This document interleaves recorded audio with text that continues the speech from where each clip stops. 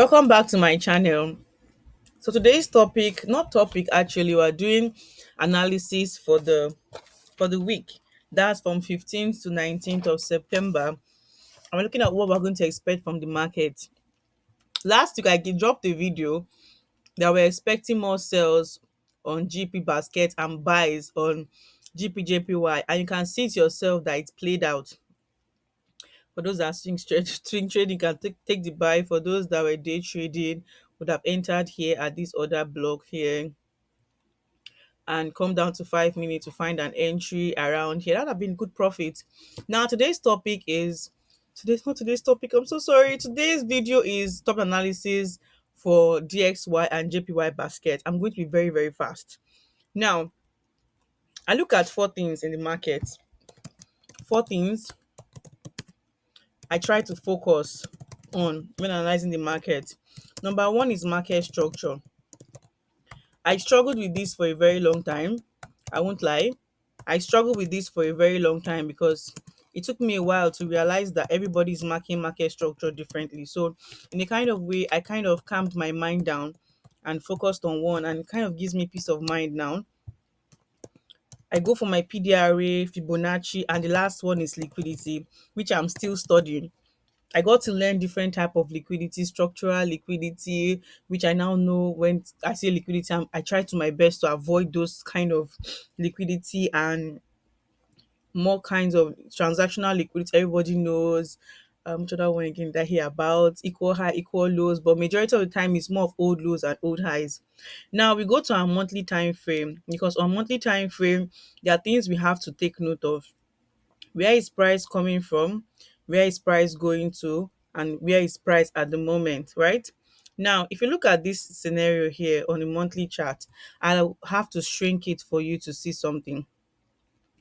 This a move here. Okay, let me do this, and we have this low here signaling that we're going down for a more bearish scenario. But as at now, we have come down to this area as premium, and we're expecting price to push down. That is for the overall if you shrink the chart.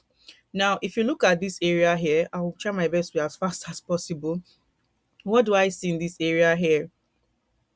I see a break of structure here. Buy side liquidity has been taken out, right? Buy side liquidity. And what do I see? Another internal buy side liquidity here, right? So we're looking at the left and we're looking at the right hand side of the market. I have what? A sweep of liquidity here. You can see if you put your eyes down, sell side liquidity. I got to learn this, that in the chart you look at the left and the right hand side, and also they also an internal sweep here. So we have two breaker. Can you see it? And we also have a mitigation block here. A mitigation block here, and we also have, will I call this a breaker one, two, three? I can call this a breaker two. International are different breakers, they are all breakers because they swept liquidity below. So we have what? A mitigation block. So it's from this low, protected low, to this high. So I'm doing this my Fibonacci from this high to this, from this low to this high. Now, another question, where is price coming from? Price taps this fair value gap. Why price taps this fair value gap? To clear out external range liquidity, and we need what? A drawn liquidity, which I can see around here. I have what? I have a volume imbalance, I have an order block, I have also here an imbalance here. Right? The next question is, where is price? At this particular moment, this is a what? A bearish candle.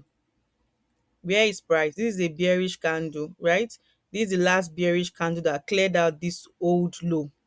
Now if you look at this candle here, this old low was cleared with a wick, and this old high was cleared with a body, right?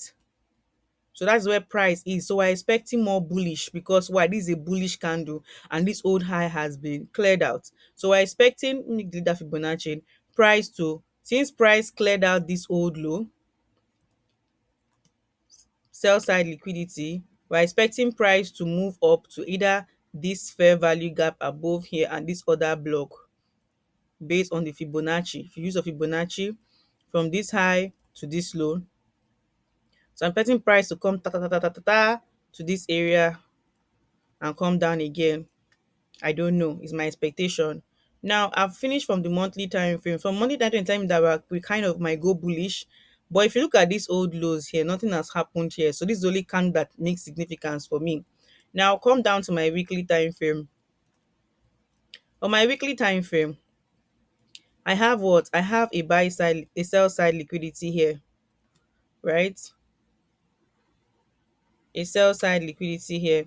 And this is the last order block that makes significance for me, right? Now I might decide to take this as liquidity. I don't know. But I might decide to take this as liquidity.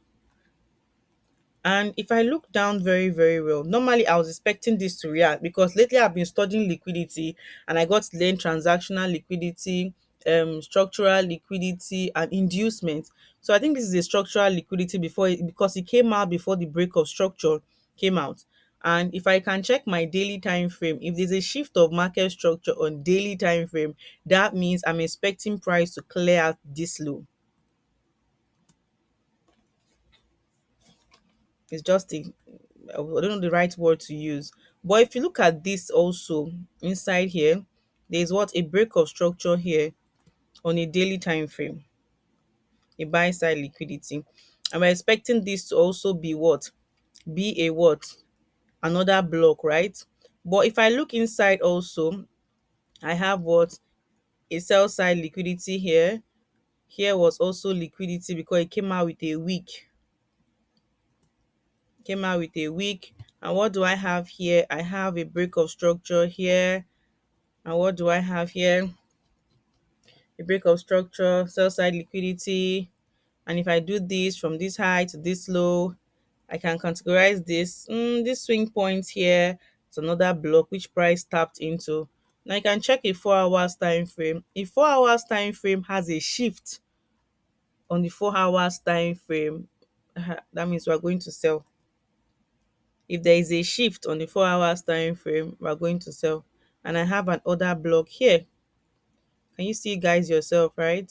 So we're going to sell dollar. This is how I do mine now, and it is more easier for me like this. I don't have to give myself too much headache.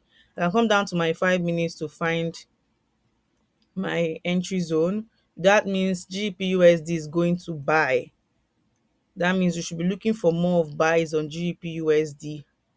Is there a shift? Oh my god, I was taking this buy from here. I did a 1 to 3 trade and I was out, so the buy would have taken effect from here, and that would have been good entry. There was a shift here. Can you see the amazing buy? So we're expecting more buys. So if price can still come down, boom, take your buy. Now for JPY, let me keep looking. I don't want I don't want this video to be long. I'm trying my best not to make this video long. I'm really trying to rush. So I believe that dollar will come down. Dollar might sell down to clear out this low. But like for Japanese yen, okay, let me see JPY basket. On a monthly time frame, right? What do I have on a monthly time frame? I have a break of structure here, right? And I don't know where think I saw something last week when I shrink the chart. Okay, now there was a sweep of liquidity here and also a sweep of liquidity here, making this a breaker block, and this is also liquidity here. So I'm expecting price to clear out this low here, right? To keep coming down. Since there was an order block with a fair value gap with what an order block, right? Now let me just tag that as liquidity. This looks like a range. We're inside a box on a monthly time frame. On a monthly time frame, we're inside a box.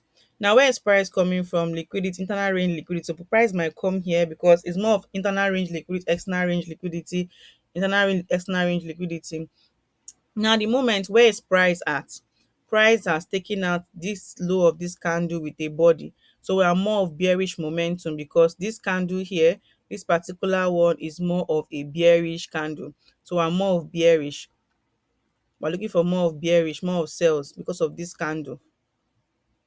More of sales. Now I'll come down to weekly time frame. On weekly time frame, we had order here, right? And that means we're expecting price to clear out this low as our sell side liquidity, right? So I have to wait for a change of character on a daily time frame, something like this on the daily time frame. And I'll come down to my daily chart.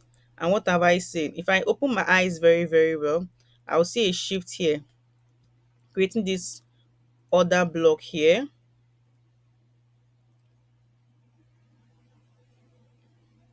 Can you see it yourself, right? And I'll come down to my 4 hours time frame. And on my 4 hours time frame, what do I see? I see a shift here also, creating this what? This. So if price, there's what? Don't forget also that we have this also. This is also a liquidity sweep on 4 hours time frame. I've lost so much money that when I see that, I'm very careful. When I take trade from here, that's mitigation block creation. When price take out this low, when price take out this low as a break of structure, there is high tendency that price will do this and still come back again and clear this up here as liquidity. I don't know.